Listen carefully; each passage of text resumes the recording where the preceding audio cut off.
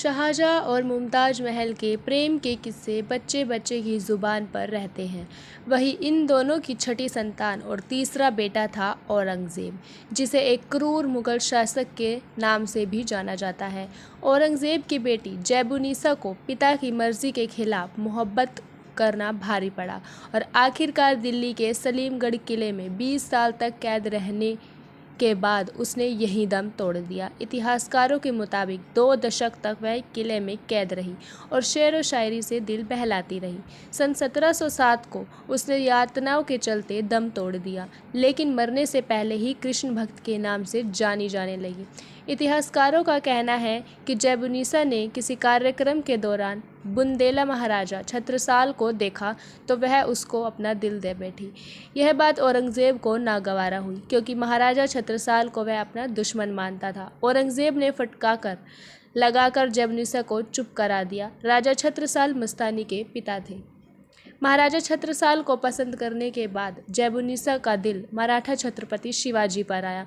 शिवाजी के वीरता के किस्से की कायल जैबुनिसा तब शिवाजी की बहादुरी की कायल हो गई जब उसने मराठा छत्रपति शिवाजी को आगरा में देखा।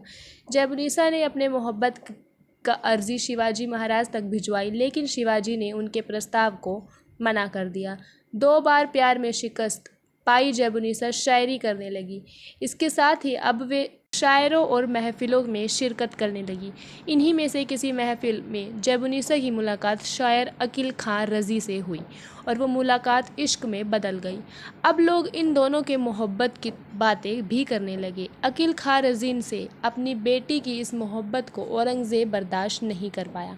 लाख मनाने के बाद भी जब जैबुनिसा नहीं मानी तो औरंगज़ेब ने उसे 1691 में दिल्ली के सलीमगढ़ किले में कैद करवा दिया और अकील रज़ी को हाथियों से कुचलवा कर मरवा दिया और उसे कहीं गुमनाह जगह पर दफना दिया। कैद के दौरान जैबुनिसा ने 5,000 से भी ज़्यादा गज़लें, शेर और रुबाइया और कविता संकलन दीवान-ए-मक्खी लिखी।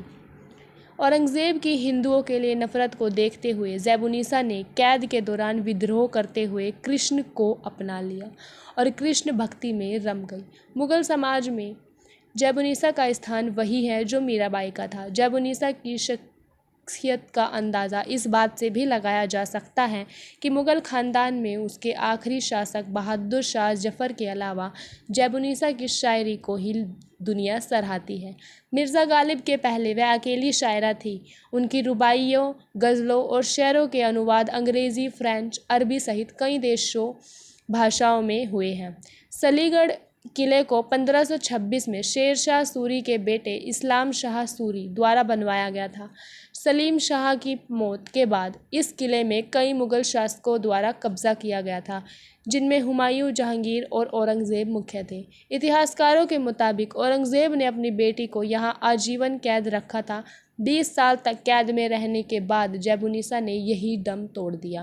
कहते हैं सलीमगढ़ किला दिल्ली की उन भूतियों जगह में से शामिल है जहाँ लोगों को अजीब अजीब आवाज़ें सुनाई देती।